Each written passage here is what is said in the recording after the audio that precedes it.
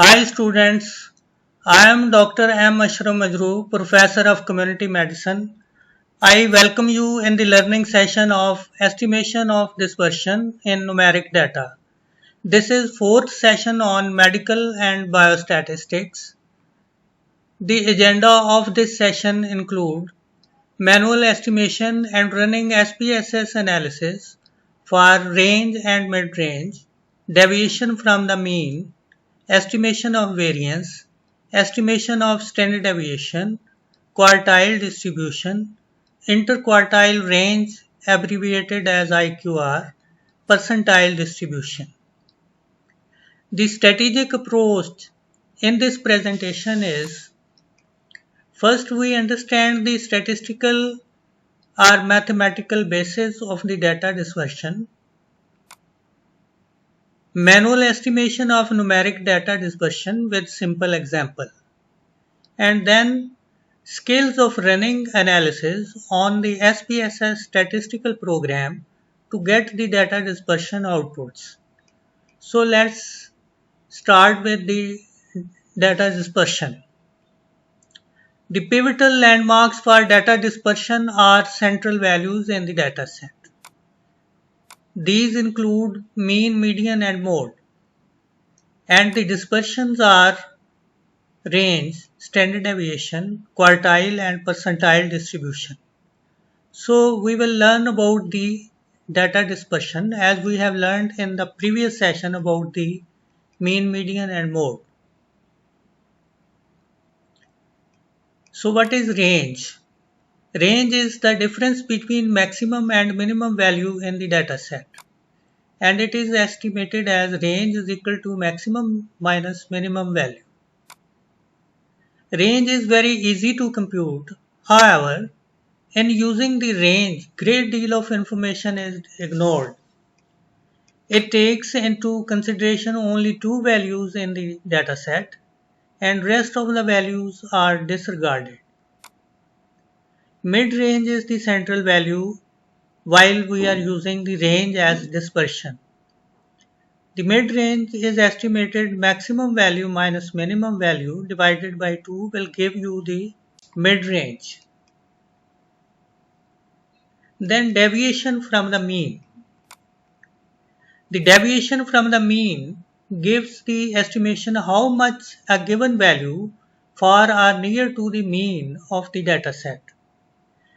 We consider simple dataset of heights of team measured in inches, and this dataset includes the heights of the team members, that is 72, 73, 76, 76 and 78 inches. We will estimate the statistical dispersions on this data. Estimation of deviation from the mean.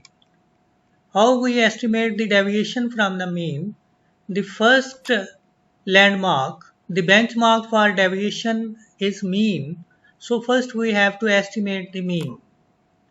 The mean is estimated x bar sigma x over n. This is the statistical expression, and these are the data values, and we get the sigma x is equal to 375 divided by total number of observation 5 is equal to 75 is the mean. So if we look at this data set, x bar is the mean, and now we can estimate the deviation of each value from the mean. These are the observed value x, and this is the mean, and x minus x bar means 72 minus 75 is equal to 3. So 3 is the deviation of this value, and next is the 73 minus 75 is equal to minus 2. 76 minus 75 is equal to plus 1. 76 minus 75 is equal to plus 1, and 78 minus 75 is equal to plus 3. So this is the deviation from the mean of each value. If we take the data into consideration, we have two values they are deviating towards the negative side, and 3 values they are deviating towards the positive side. Mean deviation. Let's estimate first the mean deviation. The first step in estimation of mean deviation is calculation of mean, which is in this data 75. And if we look at this tabulation, this is the x bar, this is the mean of the data, and these are observed values. Now find the deviation of each value from the mean. Here is the deviation of each value from the mean. So this is as described in the previous slide. Now let's estimate the deviation from the mean. Mean deviation is equal to sigma x minus x bar divided by n is equal to 0. So the ultimate deviation from the mean is always 0. The total deviation from the mean is always 0. Does it make sense? The answer is that it makes no sense. The mean deviation is not appropriate expression for data dispersion, even if we estimate by ignoring the plus and minus signs. So the conclusion is that mean deviation is not good measure of the data dispersion. Let's take the other alternatives and move forward. Variance is the next data dispersion. Variance is mean of the square deviation of the observed data values from the mean. It is most commonly used as data dispersion scale in descriptive and inferential statistics. It is magnified depiction of the data dispersion. Mean, it exaggerates the dispersion depicted from the data. The example is ANOVA. Analysis of variance is used for comparison of multiple mean as test of significance.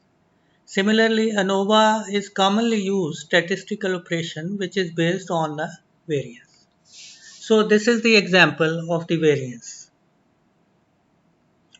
Now estimation of the variance. We will now elaborate series of steps for estimation of the variance from the data set. So first we calculate the mean, which is the first benchmark, sigma x over n, and in this data set the value is 75. And if we look at the tabulation, the x bar is equal to 75.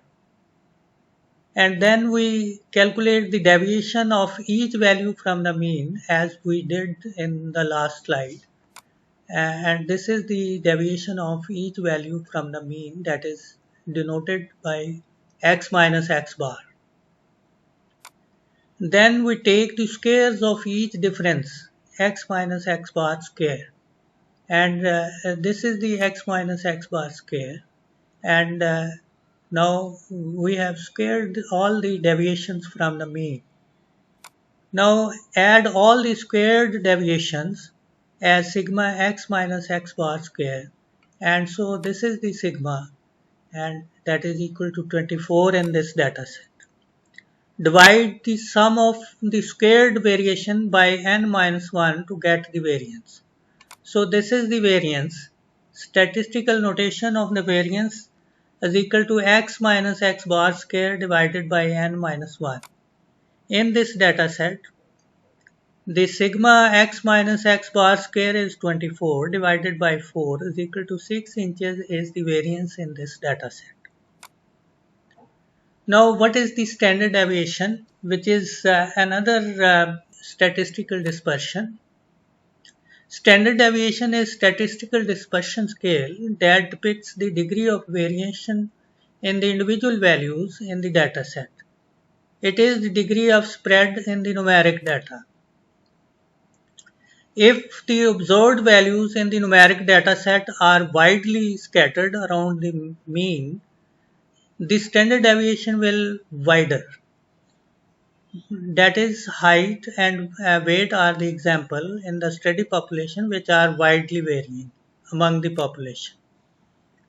If observed values in the numeric data set are clustered near the mean, the standard deviation will be narrow or small.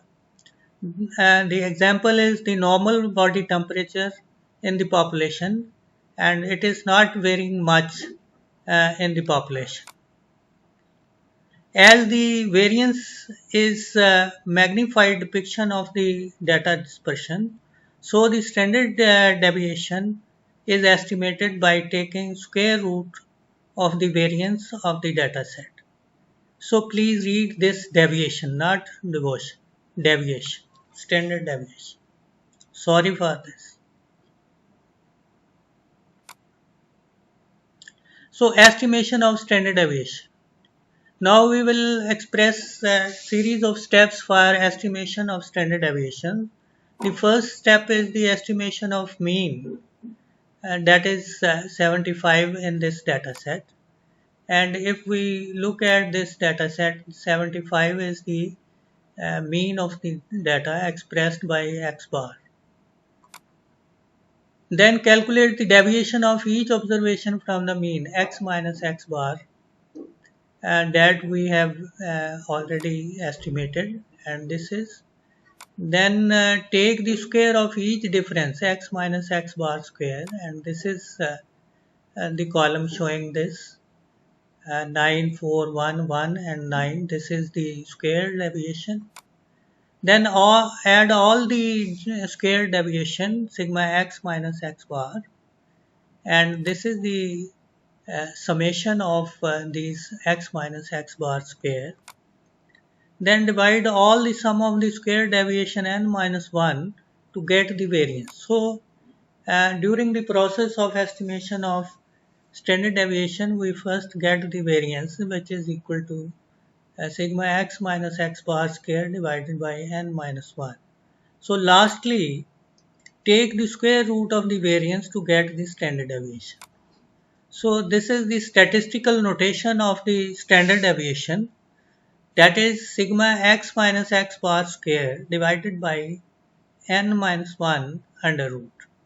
So in this data set, this is the sigma x minus x bar square, and n minus 1 is equal to 4 is equal to 6 under root, and the standard deviation in this data set is 2.449 inches. So this is the standard deviation, and these are the steps to get the standard deviation.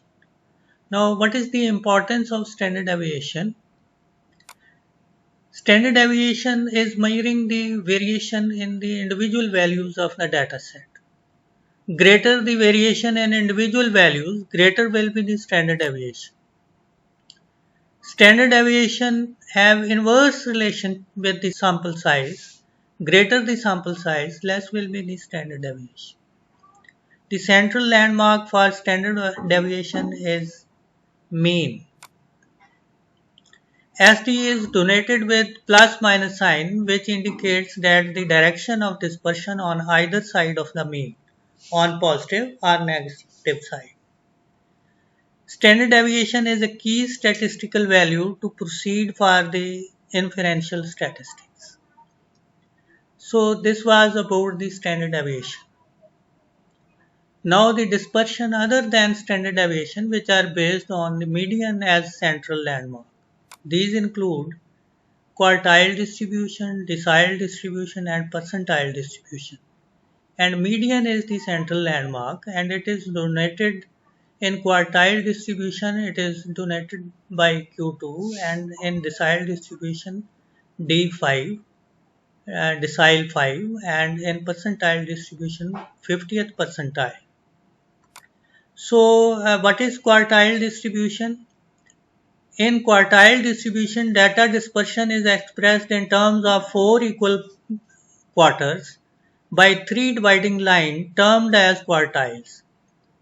The quartiles are expressed as Q1, Q2 and Q3. Q2 is the central landmark, same as the median of the data set. Finding the quartile in numeric data. So how we locate the quartiles? First, consider the dataset weekly time in hours consumed for television viewing.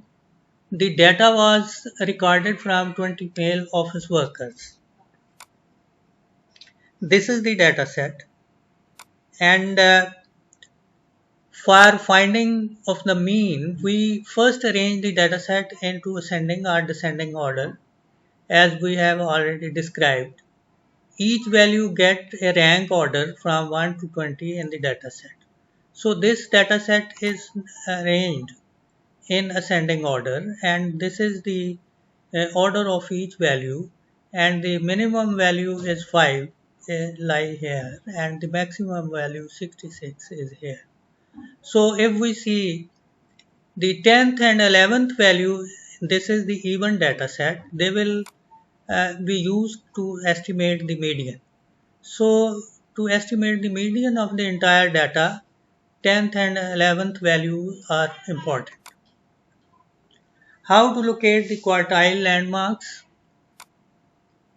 Second quartile, median of the entire data is the second quartile, and in this data set, 10th and 11th value will be considered to estimate the second quartile.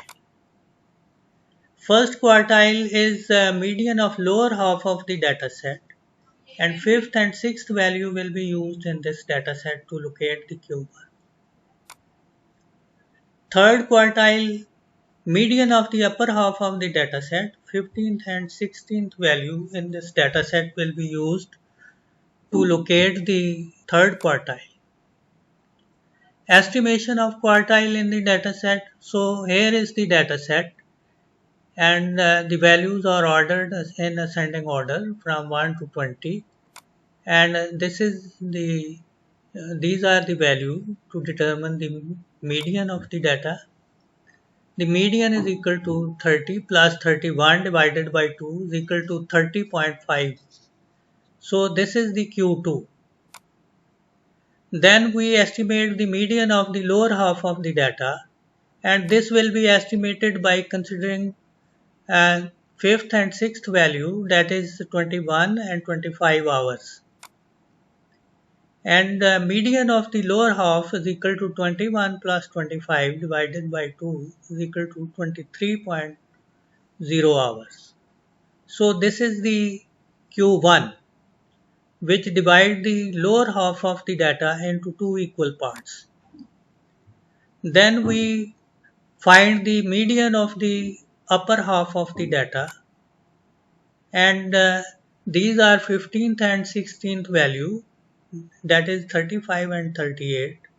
They will be used to estimate the median. 35 plus 38 divided by 2, 36.5 is the median. So this is the Q3, which is dividing the upper half of the data into two equal parts. So this whole summary is described as 5-number summary of the quartile distribution.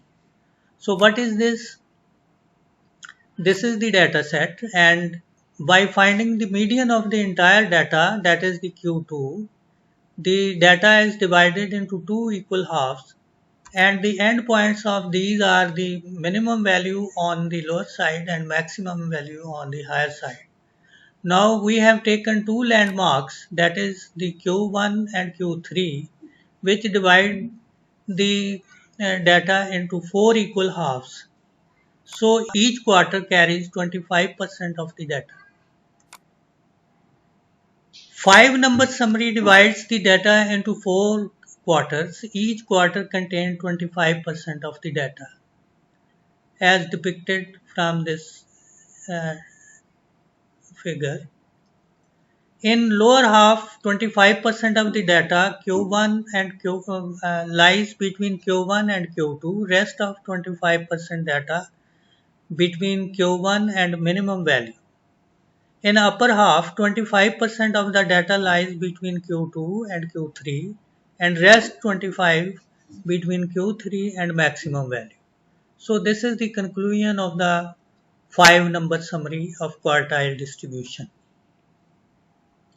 The interquartile range is very important value to determine the outliers in the numeric data set. The interquartile range is denoted by IQR, is defined as the difference between the first quartile and the third quartile in the numeric dataset. The IQR is equal to Q3 minus Q1. In the given dataset, Q1 is equal to 23 and Q3 is equal to 36.5. Hence, we can estimate IQR as Q3 minus Q1 is equal to 36.5 minus 23 is equal to 13.5. So this is the interquartile range in this dataset. The conclusion is that the inner and outer fences are estimated to identify the possible and probable outliers in the numeric dataset. So let's see the fences to identify the outliers. The inner fences, these are the upper and lower bound of the inner fences include Q1 minus 1.5 time IQR, and the upper bound is Q3 plus 1.5 time IQR, and from this data set it is estimated as 2.575, and this is the lower bound of the inner fence, and the upper bound of the inner fence is 36 plus 1.5 times 13.5 is equal to 56.75. So if we see the data, this is the inner fence, this is the lower bound of the inner fence, and this is the upper bound of the inner fence. Now we find the outer fence. The outer fence are, instead of 1.5, here 3 time IQR, Q1 minus 3 time IQR, and Q3 plus 3 time IQR. And in the given data set, the lower fence, outer fence is minus 17.5, and the upper fence 30 is 77.0. So if we look at the data, these are the outer fences, that is minus 17.5 and 77. So this is the inner and outer fences, and if the data is located out of these fences, then data is having the possible and probable outliers. Decile and percentile distributions. Decile distribution, it is the extension of quartile distribution where dispersion is expressed in 10 equal parts by 9 dividing line termed as deciles. The deciles are expressed as D1, D2 and so on D9. And D5 is the central landmark and it is the same as the median of entire data. Then percentile, again it is the extension of quartile distribution where dispersion is expressed in 100 equal parts by 99 dividing lines termed as percentiles. The percentiles are expressed as P1, P2, P3, so on and P99. The 50th percentile is the central landmark, same as the median of entire data. Now concept of decile and percentiles.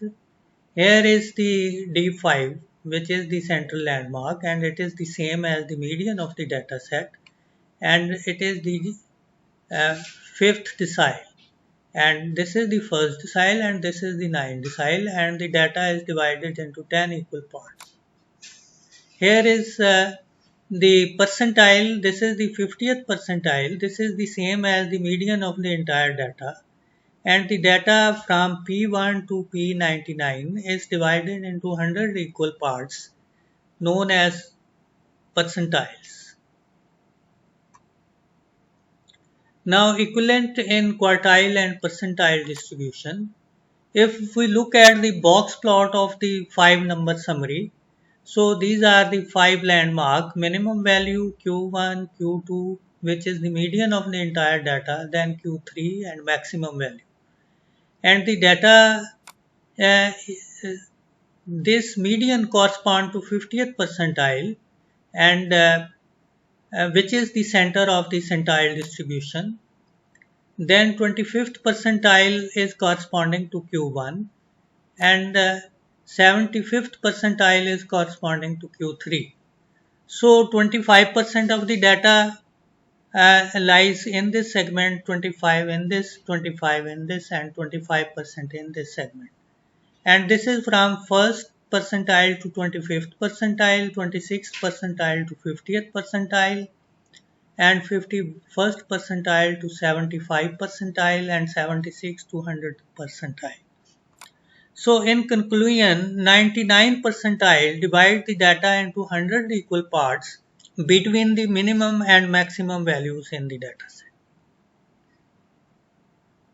So let's estimate all these dispersions by using SPSS as the statistical software. Now we move to the data set. If we look at this, this is the variable view and this is the data view. We see there are 90 data pieces in this data set, and the variables are defined. There are 12 variables which are defined in this data set. So let's see the descriptive analysis, run descriptive analysis to estimate the dispersion in the data set. So we will go to the analysis and then we will select the descriptive statistics and then we select the frequencies. In frequencies, we have different variables which are numeric as well as the qualitative variables. The numeric variables are described by scale, and we select the age as numeric data uh, to describe we will put it into the operation box, and this is the operation box, and then we select the statistics.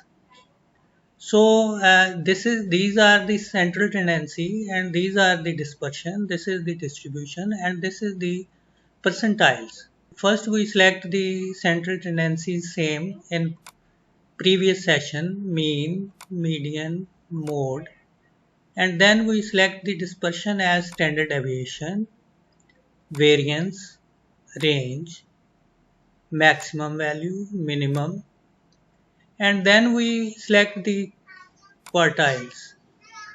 So we continue with the statistics, then we select the charts. We'll like to have the histogram to see the distribution, and we will have the distribution curve or normal curve on the histogram, and we continue. We don't need the frequency table, so we check this box out and we will run the analysis and we will see the output. So now the output window is opened, and here we see the output in the data set. If we see the statistics, this is the age of the patient and number of observations are 90, MISIC value is 0, the mean value is 59.17, median value is 59, mode is 58, standard deviation is 11.997, variance is 143.99, the range is 58, minimum value is 28, maximum value is 86, and then we have centiles. The 50th centile is falling on the same as the median of the entire data. So this is specifically, this should be observed that the median of the entire data is corresponding to the 50th percentile, and this is the 25th centile line, and this is 75th centile value in the data set.